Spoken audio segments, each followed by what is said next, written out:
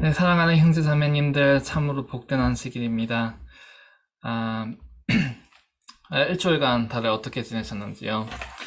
저는 이제 이번 주에 봄방학이 있어서 늘 계속 바쁘게만 살다가 이번 주에 맘먹고 이틀 정도 푹 쉬었었는데요. 그래서 이렇게 다시 한번 마음도 쉬고 몸도 쉬고 하면서 남은 학기 준비하는 그런 시간을 갖게 되어서 참으로 개인적으로 하나님께 감사드리는 일주일이었습니다. 오늘 또 이렇게 저의 사랑하는 형제자매님들 얼굴 뵙게 되어서 너무나 감사드리고요. 여러분들의 일주일도 그동안 편안하셨기를 바랍니다. 네, 이번 주부터 저희 이제 새로운 성경책을 공부하기로 했었죠. 오늘부터 배울 말씀은 바로 히브리서에 있는 말씀인데요. 예, 히브리서에 시작하기에 앞서서 먼저 창세기에 있는 말씀을 하나 읽도록 하겠습니다. 창세기 28장 12절과 15절에 있는 말씀입니다. 창세기 28장 12절과 15절.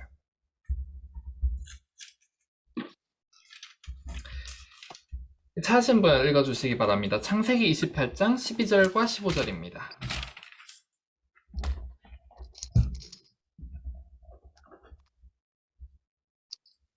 꿈에 본즉 사닥다리가 땅 위에 섰는데 그 꼭다기가 하늘에 닿았고, 또 본즉 하나님의 사자가 그 위에서 오르락내리락 하고, 또 본즉 여호와께서 그 위에 서서 가라사대, 나는 여호와니 너희 조부 아브라함의 하나님이요 이삭의 하나님이라.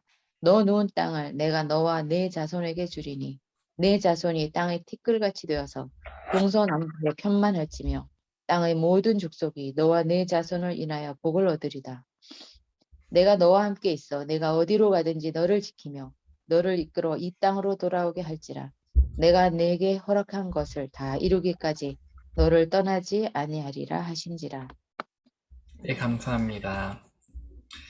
예, 우리 여기 방금 읽으신 말씀 무엇이었나요? 이게 언제 이러한 풍경이나 비춰졌었죠? 예, 바로 야곱이 도망가던 중에 돌베개를 타고 꿈을 꿨을 때 본 내용입니다. 이 꿈속에 큰 사다리가 하나 있었고 그게 어디서 어디까지 다 있었나요? 하나님의 보좌로부터 바로 이 땅, 야곱이 있는 그 자리에까지 다 있었습니다. 그리고 그 위에 천사가 오르락내리락 하고 있었고요. 여러분에게 있어서 예수님은 어떠한 분이신가요?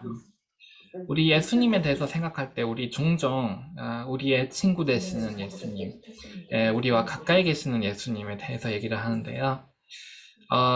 이처럼 우리 옆에 바로 닿아주시는, 우리 바로 옆에 땅까지 내려와 주시는 예수님에 대해서 우리 종종 맹상하고 하는데, 가끔 우리 자주 얘기하지 않는 것 중 하나가 예수님께서 얼마나 위로 올라가시는지, 어디까지 닿아 계시는지에 대해서 우리 가끔 까먹을 때가 있는 것 같습니다. 야곱의 꿈속에서 예수님은 어디에까지 올라가 계신가요? 바로 아버지의 보좌에까지 닿아 계셨습니다. 그래서 우리가 오늘 배울 히브리서 1장에서는요, 이 하늘에 닿아 있는 아버지의 매우 가까운 곳에 계시는 이 신의 아들 되시는 우리 예수님에 대해서 배우게 될 텐데요. 그러나 이 히브리서가 쓸 당시에 많은 백성들에게 있어서는, 특히 유대인에게 있어서는 예수님께서 신의 아들이 되신다는 그 개념이 많이 생소했었습니다. 이 당시 바울이 이 히브리서를 쓸 때는요, 이 구약의 이 말씀들이 십자가상에서 폐지되고 난 후였습니다. 예수님께서 십자가상에 계실 때 왜 이 율법, 그 모세에 의한 율법이 폐지가 되었나요? 물론 십계명, 십계명은, 그리고 하나님의 계명은 영원히 서 있죠.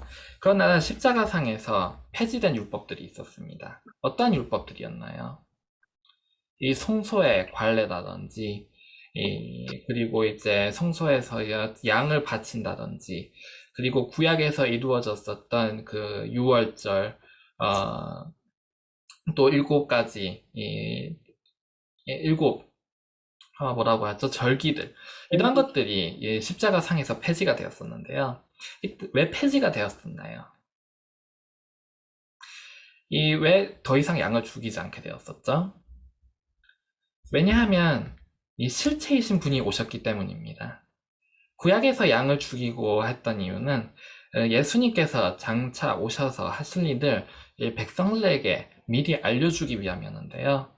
예수님께서 오시고 그 일이 이루어졌으니 더 이상 그것은 미래를 보여주는 그러한 장치가 아니라 이미 이루어져 버린 그러한 그림자가 되고 말았습니다. 그래서 신약에서는 그러한 구약의 제조들은 더 이상 행하지 않게 되었었는데요. 예수님을 받아들인 유대인들 가운데서도 이것을 포기한다는 것은 매우 어려운 일이었습니다. 그들은 몇천 년간 성소 제도를 지켜왔었고요. 할례를 해왔었고요. 그래서 이것을 몇천 년 동안 그들의 생활 습관이 되어버린 이 모든 것들을 더 이상 하지 않게 된다는 것은 그들에게 있어서 조금 받아들이기 힘든 개념이었습니다. 그러한 가운데에서 바울은 이 히브리서를 통해서 어떻게 이 성소제도가 하늘로 옮겨졌는지, 어떻게 이 더 이상 지상의 대제사장이 아닌 하늘의 대제사장에 의해서 우리의 구원이 이루어지는지, 그러한 것들을 설명하기 위하여 쓴 책이 바로 이 히브리서였습니다. 그래서 우리 히브리서 1장 1절에 있는 말씀 읽도록 하겠습니다. 히브리서 1장 1절 말씀입니다. 찾으신 분 부탁드리겠습니다.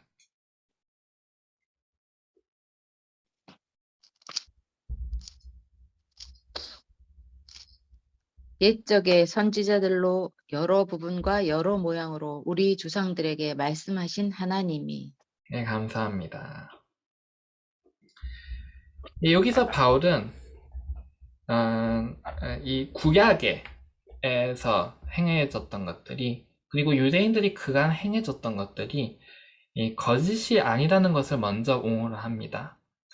만약에 이 제도들이 폐지된다면 이 유대인들 마음속에 드는 생각은 무엇이었을까요? 그러면 우리가 그동안 믿었던 것이 거짓이었던 것일까? 그동안 우리가 행해왔던 것들이 헛된 것이었을까? 그 모든 것들이 과연 허상이었을까? 이에 대해서 바울은 이렇게 대답을 합니다. 하나님께서는 예전에 선지자들을 통해서 말씀하셨다. 이 구약에서 행해졌던 그 모든 제도들은 그 당시의 빛이었으며 그것 또한 진리였도다. 그러나 이제는 새로운 진리가 더 밝은 빛이 우리에게 주었다라는 것은 바울이 얘기합니다. 그래서 2절에 있는 말씀 읽어주시겠습니까? 이 모든 날 마지막에 아들로 우리에게 말씀하셨으니 이 아들을 만유의 후사로 세우시고 또 저로 말미암아 모든 세계를 지으셨느니라. 네, 감사합니다. 여기 마지막 때에는 아들을 통해서 말씀하셨다. 마지막 때라고 하면 바울이 그 당시를 얘기를 하는 거겠죠. 가장 그 시간 때까지 있어서의 마지막 때니까 가장 최근. 즉 그동안 그 구약을 통해서 성소제도를 통해서 하나님께서는 우리에게 말씀을 해오셨다. 그러나 이제는 그 아들을 통해서 직접 말씀하신 때가 드려왔도다라고 여기서 바울은 얘기하고 있습니다. 그리고 바울은 이 아들이 어떠한 분이신지에 대해서 얘기를 하기 시작하는데요. 이 바울은 히브리서를 쓰기에 앞서서 이 예수님께서 어떠한 분이신지 그 개념을 확립하는 것이 필요하다고 생각을 하였습니다. 바울의 개인의 생각은 아니고 물론 성령에 의해서 하나님께서 바울에게 그렇게 쓰게 하신 것이었죠. 이 유대인들은 그동안 우리가 알고 있는 이 삼위 되시는 하나님에 대한 개념이 그들에게는 있지 않았었습니다.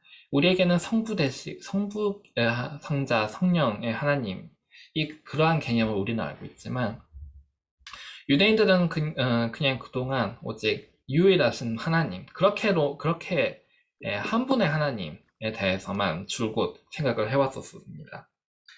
그래서 바울은 이 성자가 어떻게 우리에게 하나님이 되시는지 그것을 얘기를 시작하는 것인데요. 그러나 이들의 유대인 그것은 이제 물론 그 당시 유대인들에게 있어서 예수님께서 하나님이 되신다는 것은 그들의 새로운 진리의 기초가 되기에 가장 중요한 것 중 하나였습니다. 왜냐하면 예수님께서 그들의 하나님이 아니라면 이 구속의 계획, 그리고 이 그들의 구속에 대한 이 모든 생각이 송두리째 흔들리게 되기 때문이죠. 더욱더 대제사장이 되시고 우리를 위해서 지금 봉사하고 계시는 예수님에 대해서 얘기하기 위해서는 더더욱 신이 되시는 하나님, 신이 되시는 예수님에 대해서 얘기할 필요가 있었는데요. 그런데 개인적으로 우리에게 있어서, 우리 성부, 성자, 성령을 알고 있는 우리에게 있어서, 현대를 살고 있는 우리에게 있어서 예수님께서 신이 되신다는 것은 왜 중요한 사실일까요? 오늘은 그에 대해서 생각해보는 시간을 갖도록 하겠습니다. 예수님께서 신이시다는 것, 예수님께서 신의 아들이 되신다는 것, 그것이 왜 우리에게 중요할까요? 3절 말씀도 읽어주시겠습니까? 히브리서 1장 3절 말씀입니다. 이는 하나님의 영광의 광채시요 그 본체의 형상이시라. 그의 능력의 말씀으로 만물을 붙드시며 죄를 정결케 하는 일을 하시고 높은 곳에 계신 위엄의 우편에 앉으셨느니라. 네, 감사합니다. 네, 먼저 이 히브리서의 서론에 있어서 바울은 예수님을 이 세상을 만드신 분, 그리고 세상들을 만드신 분이다고 얘기를 했습니다. 그리고 이어서 하나님의 영광의 광채시며 하나님의 본질의 형상이시며 그리고 지금 하나님의 우편에 앉아 계시는 분이시다라고 얘기를 합니다. 하나씩 조금 곰곰이 생각해 보도록 하겠습니다. 예수님께서는 창조주이십니다. 우리 이 세상을 포함해서 많은 세상들을 만드셨고요. 그리고 우리가 지금 살고 있는 이 지구를 만드셨고요. 그리고 지금 나 자신을 만드신 분이 바로 예수 그리스도이십니다.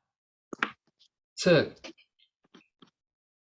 예수님께서 신이 되신다는 사실은 우리의 존재와 관련이 있습니다. 우리의 존재의 이유가 곧 예수님에게 있는 것입니다. 우리의 존재의 근본이자 우리 자신의 뿌리에 계시는 분이 바로 창조주 되신 예수님이십니다. 그리고 그 다음에 뭐라고 나와 있나요?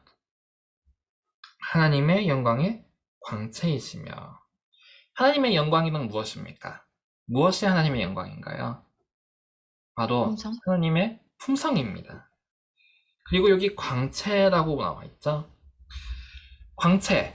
우리가 해를 볼 수가 있나요? 그 맨눈으로 태양을 볼 수가 있나요? 볼 수가 없죠. 너무나 밝기 때문에 우리 눈으로는 볼 수 없는데요. 그러나 우리는 태양의 광채를 볼 수가 있습니다. 즉, 예수님께서는 이 하나님의 품성을 우리에게 나타내 주시는 우리가 도달해야 할 그 품성을 우리에게 반사해서 나타내 주시는 분이 바로 예수님이셨습니다. 그래서 여기 보시면 하나님의 본질의 형상이라고 나와 있는데요. 이 형상이라는 것을 이 원어를 조금 공부하다 보면 이 형상이라는 것이 인이나 도장과 관련이 있는 단어입니다. 우리 도장 찍어 보신 적 있으시죠? 이 도장을 찍으면 이 도장에 새겨져 있는 모양이 그래도 이 종이에 찍히게 됩니다. 그처럼 예수님께서는 하나님의 본체를 하나님께서 어떠한 분이신지를 그래도 찍어서 우리에게 보여주시는 분이 바로 예수님이십니다. 그러므로 예수님께서는 우리의 시작, 우리의 존재, 그리고 우리의 근본이시기도 하시지만 우리가 도달해야 할 이 목표, 우리가 도달해야 할 이 표준도 또한 예수님이신 것입니다. 그래서 계시록에서 우리가 이렇게 배웠었죠. 나는 알파요 오메가 아니다. 시작과 끝이니다. 우리의 시작이신 분이시자 우리가 달아나야 할 끝인 분이시기도 합니다. 그러면 그 가운데는 어떨까요? 시작과 끝을 채우는 그 가운데의 시점. 바로 우리의 현재. 우리의 현재는 과연 예수님이실까요? 이 3절의 끝에 보시면 크신 우리 하나님의 오른쪽에 지금 앉아 계신다고 나와 있습니다. 예수님께서 왜 지금 하나님의 오른편에 계실까요? 하나님의 오른편에서 지금 무엇을 하고 계시나요? 우리 히브리서의 주제이기도 하죠. 우리를 위해서 지금 일하고 계십니다. 우리를 위해서 중보를 하고 계시고요. 우리를 위해서 지금 봉사를 하고 계십니다. 그러므로 예수님께서는 우리의 시작이자 우리의 끝이기도 하시지만 우리의 현재이기도 하십니다. 지금 이 순간에 예수님께서는 하나님의 오른편에서 우리를 위하여 일을 하고 계시는 것입니다.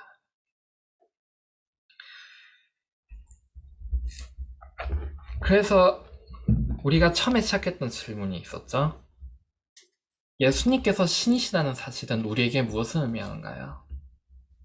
예수님께서 신이시다는 사실은 우리에게 있어서 그분이 우리의 시작이심을 의미하며 그분이 우리의 근본이심을 의미하며 그리고 그분이 우리의 목표이자 표준이심을 의미하고 그리고 마지막으로 그분이 지금 이 순간 우리의 현재이심을 의미다 합니다. 우리의 모든 것이 되시는다는 것이 바로 하나님께서 우리의 신이시라는 것, 우리의 하나님이시라는 것에서 시작을 하는 것입니다. 그리고 히브리서에 이어서는요, 방금 우리가 배웠던 이 사실에 대해서 이 말씀을 이 구약의 말씀을 들어서 우리에게 그것을 확인시켜주고 있습니다. 그래서 바울은 이 구약의 말씀들을 증거로 삼아서 이 유대인들에게 예수님께서 우리의 하나님이시라는 사실을 알려주고 있는데요. 먼저 4절에 있는 말씀을 읽어주시겠습니까? 저가 천사보다 얼마큼 뛰어남은 저희보다 더욱 아름다운 이름을 기업으로 얻으심이니. 네, 감사합니다. 예, 여기 이 히브리서 1장의 마지막 부분에서는 이 천사와 예수님을 비교함으로써 예수님께서 어떤 분이신지를 나타내고 있습니다. 그래서 여기 천사에 대한 이야기로부터 시작을 하는데요. 이 이유는 유대인들에게 있어서 천사가 매우 중요한 존재들이었기 때문입니다.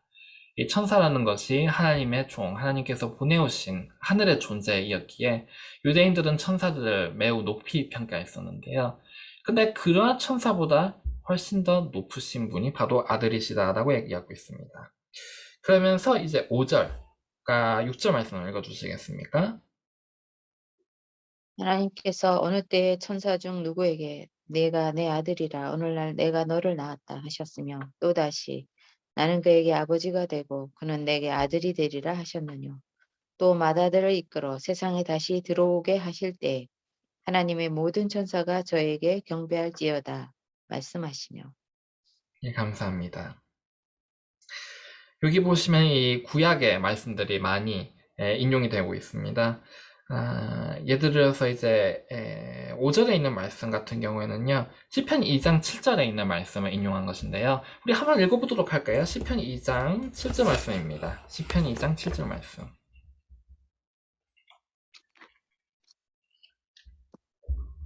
내가 영을 전하노라 여호와께서 내게 이르시되 너는 내 아들이라 오늘날 내가 너를 낳았도다. 예, 감사합니다. 예, 그래서 이 히브리서의 마지막 부분은 사실 대부분 구약에 있는 말씀입니다.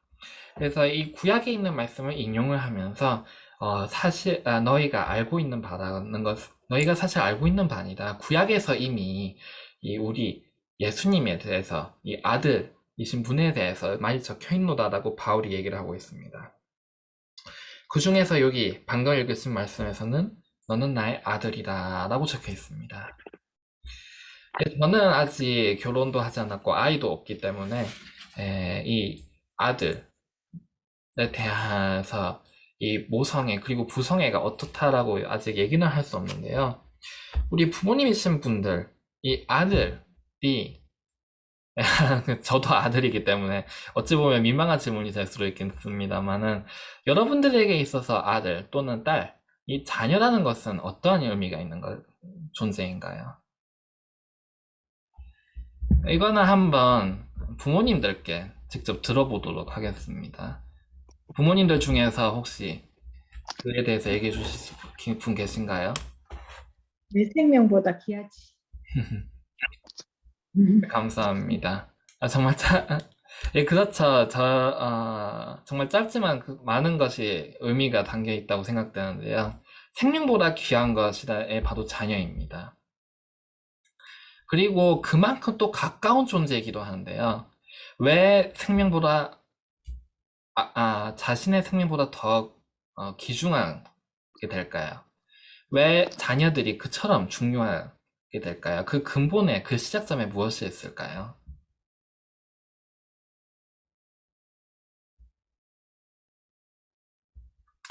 저의 어머니께서 저에게 종종 하신 말씀이 있었는데요. 내가 너를 10달간 배 안에 품었다라고 가끔 말씀하십니다. 그리고 이제 많은 분들이 또 부모님으로부터 들었을 한국의 관용어구가 아닐까 싶은데요. 이 부모와 자식의 관계라는 것은 한 몸에서 시작을 합니다. 나의 몸의 일부였으며 나의 몸의 세포에서 시작을 하고 그리고 그것이 나의 몸 안에서 10달간 있었고 그러한 것이 바로 이 아들 그리고 딸의 존재인데요. 어찌 보면 저의 몸의 반이 결국은 저의 어머니일 것이고 저의 몸의 반이 결국 아버지에게 온 것이죠. 결국에는 두 세포에서 시작을 했으니까요. 이처럼 아들이라는 존재는 부모에게 누구보다 가까운 존재가 바로 아들입니다. 예수님께서는 하늘의 아버지께 바로 그러한 존재이셨습니다.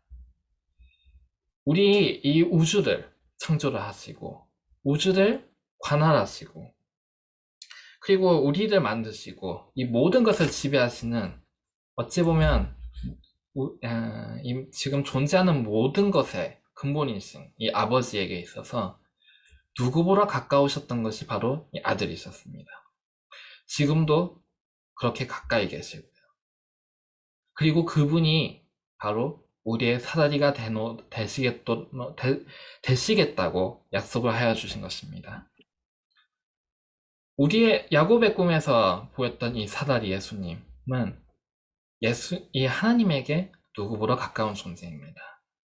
이 예수님을 통해서 우리는요, 우리 대기권 밖까지 올라가는 것이 아니고요, 저기 달 정도까지 올라가는 것이 아니고요, 모든 것을 지나쳐서 이 우주의 가장 깊은 곳에 계신 분, 우주의 가장 근본이신 분, 그분에게까지 우리는 달아들 수 있는 것입니다.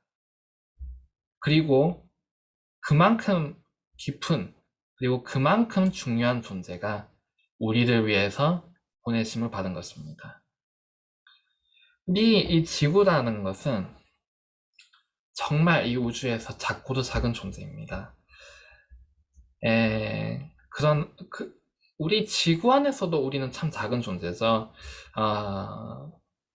당장 제가 이제 한국으로 가려고만 해도 비행기도 열 몇 시간이 걸리고요. 그것마저도 지구의 일부입니다. 지구의 반조차도 가지 않는 거리고요. 정말로 이 지구 안에서도 작은 존재가 바로 이 인간이라는 것인데 그 지구라는 것이 정말 우리의 이 우주에서 비교할 때에 우리의 원자 또는 전자 정도의 크기에도 지나지 않은 그만큼도 되지 않을 정도로 정말 미세한 것이 바로 이 지구입니다. 그러나 그러한 곳에 있는 작은 존재를 위해서 자신의 목숨보다 귀중한, 자신의 목숨보다 더 중요한 아들을 우리에게 보내주신 것입니다. 그리고 그것이 바로 우리들을 위한 하나님의 사랑인 것입니다. 예수님께서 신이 되시는 것이 우리에게 중요한 이유가 바로 여기에 있습니다. 예수님께서 신이 되신다는 그 사실이야말로 우리를 얼마나 사랑해 주시는지, 그리고 우리들 어디까지 이끌어 주시려고 하는 것인지, 그 많은 구속의 결론이 예수님께서 신이 되시는 것에 숨어 있습니다. 그리고 이어서 7절로 9절에 있는 말씀을 읽어 주시겠습니까? 또 천사들에 관하여는 그는 그의 천사들을 바람으로 그의 사역자들을 불꽃으로 삼으시느니라 하였으되 하늘의 아들에 관하여는 하나님이여 주의 보좌가 영영하며 주의 나라의 홀은 공평한 홀이니이다. 내가 의를 사랑하고 불법을 미워하였으니 그러므로 하나님 곧 너희 하나님이 즐거움의 기름을 내게 부어 내 동료들보다 승하게 하셨도다 하였고. 네, 감사합니다. 예, 우리 앞서서는 이제 이 우리의 존재 근원 되시는 이 예수님에 대해서 공부를 해봤는데요. 이 7절에서 9절에서는 이어서 우리의 목표, 표준 되시는 예수님에 대해서 조금 생각을 해보도록 하겠습니다. 예수님께서는 물론 인간으로서 하나님의 품성을 이루셨는데요. 그러나 예수님께서 이루신 이 품성이라는 것은 결국 신의 품성을 인간으로서 이루신 것이었습니다. 그러한 예수님의 이 품성이라는 것이 여기에 묘사가 되어 있는데요. 의를 사랑하고 불법을 미워하노라 라고 나와 있습니다. 의를 사랑하고 라고 나와 있는데요. 우리 여기에 정말 짧은 단 몇 개의 단어지만 여기에 우리의 품성이 도달해야 할 경지가 숨어 있습니다. 우리는 의를 행하는 것은 참 쉽습니다. 우리가 누군가에게 기부를 할 수도 있고요. 안식일도 지킬 수 있고요. 건강기억도 할 수 있고요. 의를 행할 수는 있습니다. 그러나 의를 행하는 것만으로는 충분치 않다는 것이 여기에 나와 있습니다. 무엇이 나와 있나요? 의를 사랑하고라고 나와 있습니다. 과연 우리에게 있어서 이 신앙이라는 것이 우리에게 즐거움이 되어 있을까요? 우리의 신앙이라는 것이 우리가 사랑하는 대상이 되어 있을까요? 우리는 종종 이 신앙이라는 것이 우리에게 있어서 멍해라라고 생각을 하고 있습니다. 그러나 우리가 이 품성에 달아들기 위하여 필요한 것은 무엇인가요? 바로 사다리입니다. 예수님을 통해서 우리가 오른다면, 예수님을 통해서 우리가 믿음을 행사한다면 우리는 이 품성에 달아들 수가 있습니다. 의를 행하는 것이 아니라 의를 사랑하는 것, 이 의가 곧 우리에게 즐거움이 될 수 있는 것입니다. 그리고 똑같이 불법을 행하지 않는 것만으로는 충분하지 않습니다. 우리 불법을 행하지 않는 것, 우리가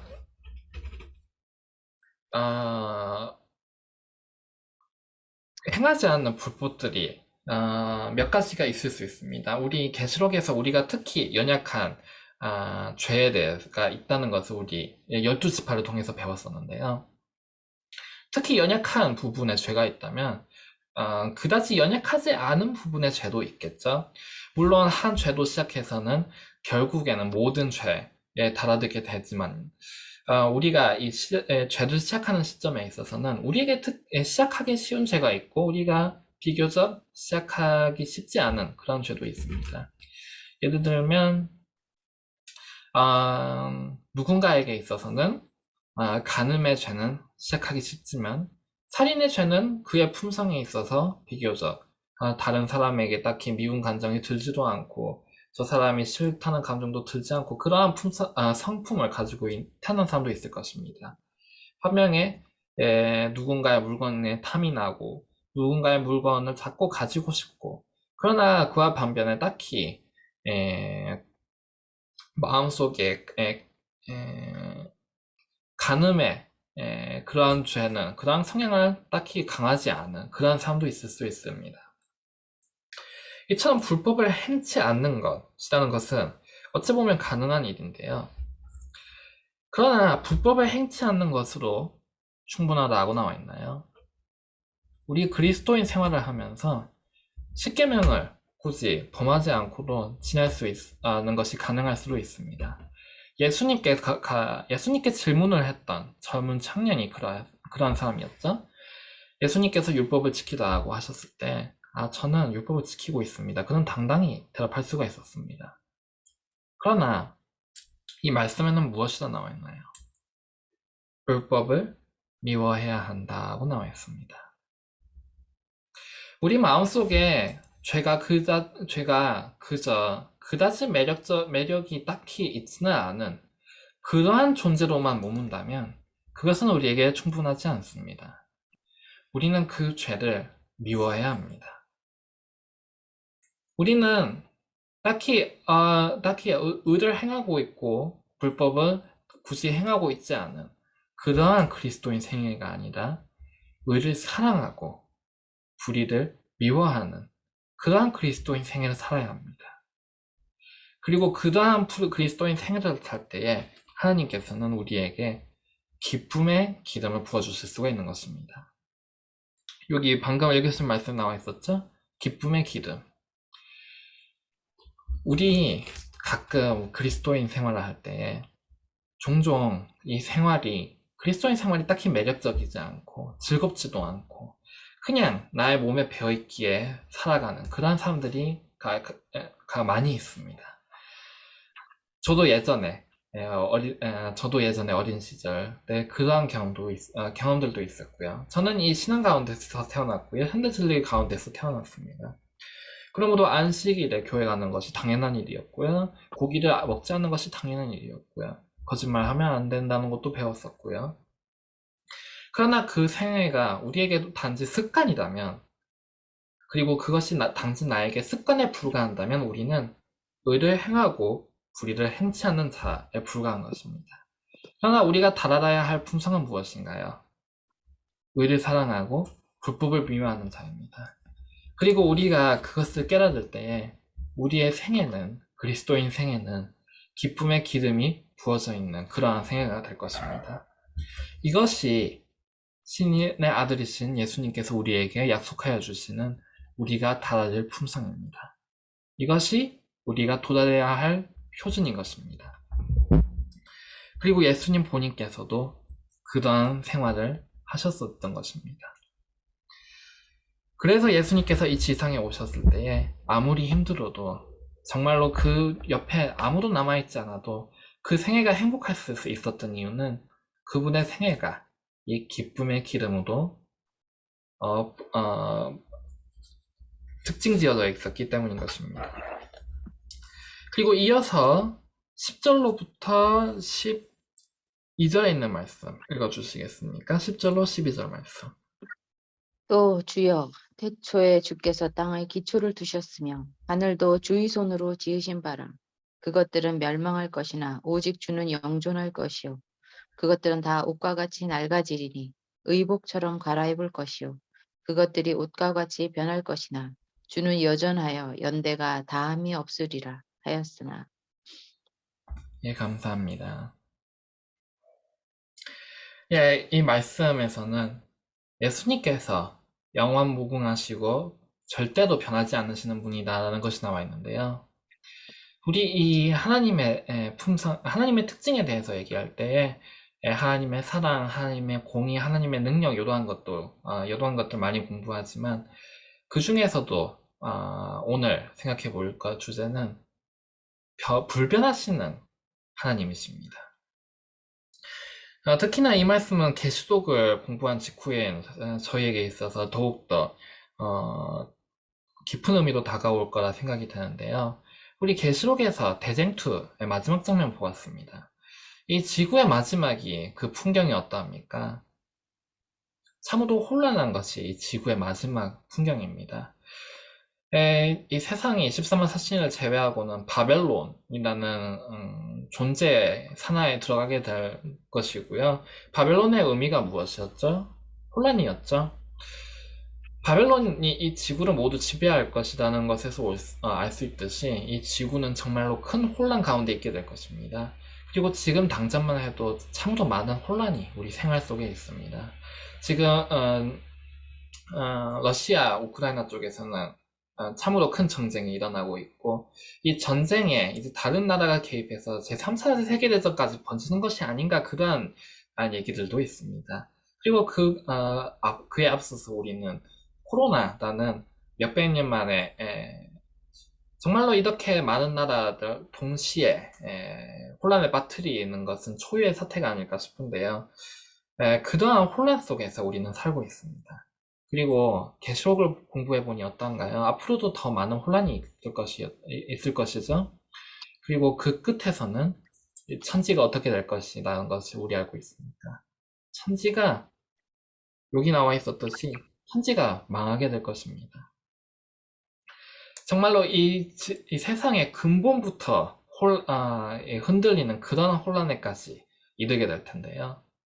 그러한 가운데에서 예수님께서는 나는 변하지 않노라 라고 얘기를 하고 계십니다.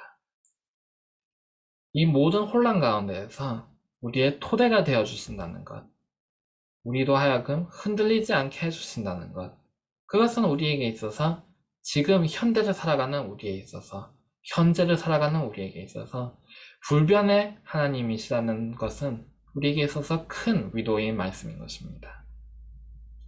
그리고 그처럼 불변의 하나님이 되어주시는 그분은 다름도 아닌 바로 예수님, 우리를 위하여 살아를 놓아주신 분, 우리의 인간과 하나님 사이의 간격을 다시 좁혀주신 분, 그 예수님이 바로 이 불변의 하나님이시라는 것입니다. 우리를 위해서 대제사장으로서 하나님 앞에서 우리를 위하여 중보하여 주신 분, 우리를 대표하는 분으로서 하나님 앞에 서 계시는 분이 바로 이 불변의 하나님이신 것입니다. 우리의 존재 이유이자 우리의 존재 근본이신 분, 그분이 바로 우리 현재의 지금 이 순간에 우리의 토대가 되어주시는 불변의 하나님이신 것입니다. 그리고 이어서 13절 말씀 읽어주시겠습니까?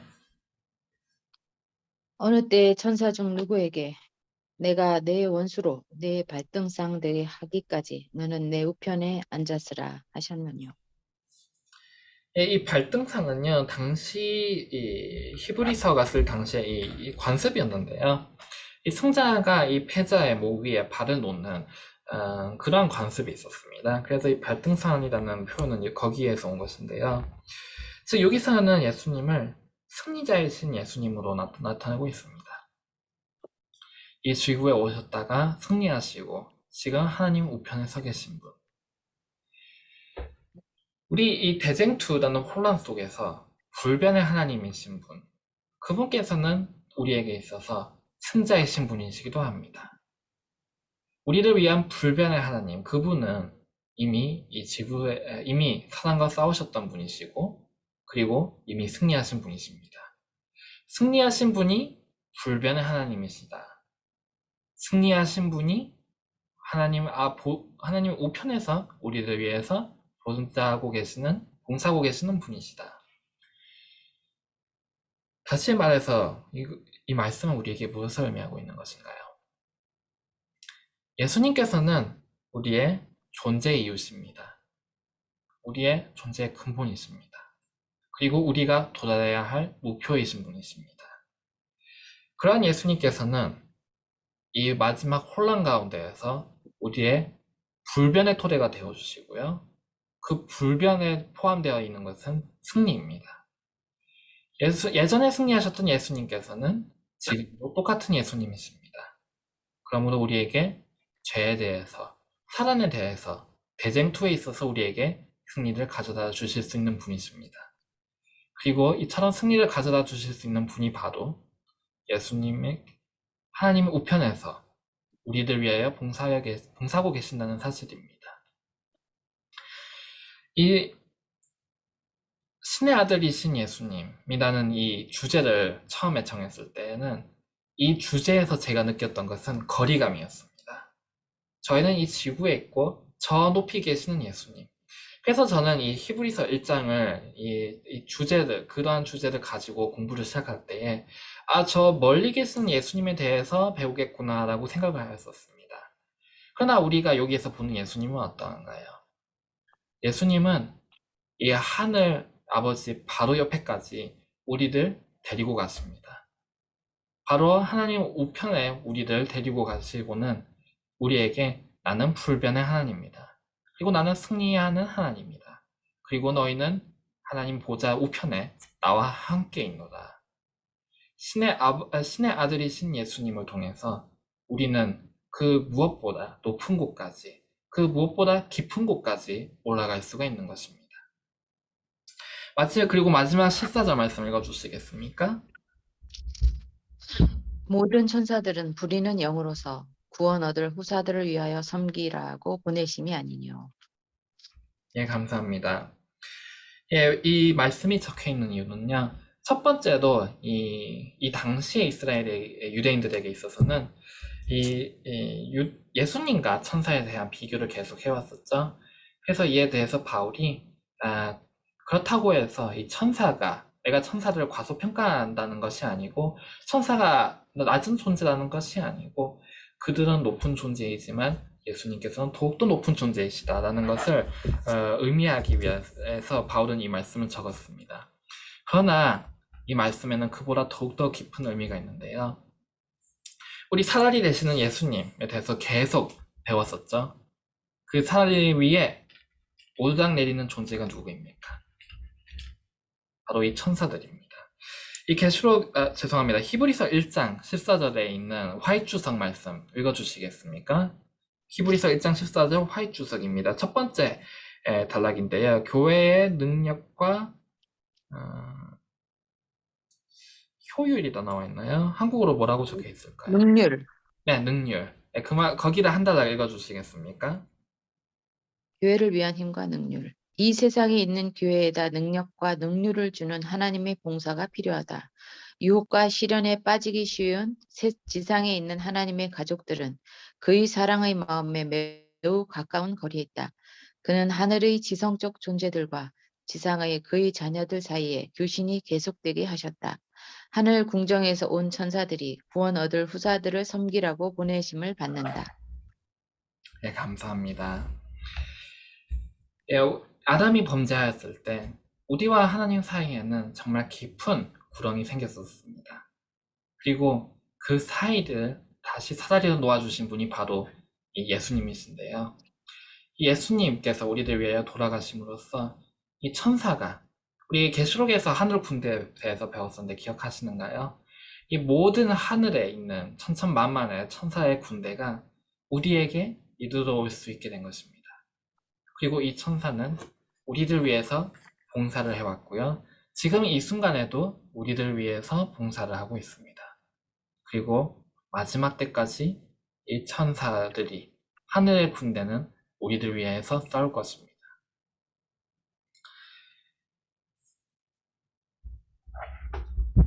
제가 이 예수님에 대해서 그동안 계속 명상할 때에는 우리 가까이까지 내려와 주신 예수님에 대해서 생각을 했었습니다. 우리들 위해서 지구에 오시고 우리들 위해서 인간이 되어주시고 우리들 위해서 고통을 당하신 그러한 예수님을 생각을 했었는데요. 오늘 우리가 본 예수님은 어떠한가요? 물론 우리 여기까지 내려오신 분도 우리 예수님이십니다. 왜냐하면 이 사다리는 땅에 닿아 있기 때문이죠. 그러나 우리 예수님께서 얼마나 높이 올라가시는가에 대해서 생각할 때에 거기에서 우리는 다시 한번 하나님의 사랑을 볼 수가 있습니다. 우리를 위해서 이 땅까지 내려오신 분은 하나님의 아들이셨습니다. 하나님에게 있어서 아버지에게 있어서 목숨보다 중요하신 분이셨고요. 그러한 분이 우리를 위해서 사다리가 되어주심으로 인해서 우리는 하나님에게 누구보다도 더 가까이 나아갈 수 있게 된 것입니다. 대제사장 되시는 예수님을 통해서 우리가 갈 수 있는 장소가 바로 이곳입니다. 여러분들에게 있어서 예수님은 어떠한 분이신가요? 예수님께서는 우리의 신이십니다. 우리의 신이시라는 것은 곧 우리의 창조주, 우리의 존재의 근원이시고요. 우리의 품성의 표준, 우리가 다가가게 될 우리의 목표, 우리의 끝이신 분이신 것입니다. 그리고 마지막으로 신이 되시는 예수님께서는 우리의 현재, 우리들 위해서 지금 봉사해 주시고 우리들 하나님의 보좌에 누구보다 가깝게 이끌어 주시는 그러한 분이신 것입니다. 우리의 오늘 하나님께서 축복하여 주셔서 예수님께서 우리의 신이 되신다는 것, 우리들을 하늘의 가장 깊은 곳까지, 가장 높은 곳까지 데려다 주시고 우리들 위해서 하늘의 모든 천사들을, 모든 군대들 우리에게 보내주신다는 그 사실로 인해서 오늘 하루도 하나님의 사랑을 감사하는 그러한 안식일이 되기를 진심으로 기도드립니다.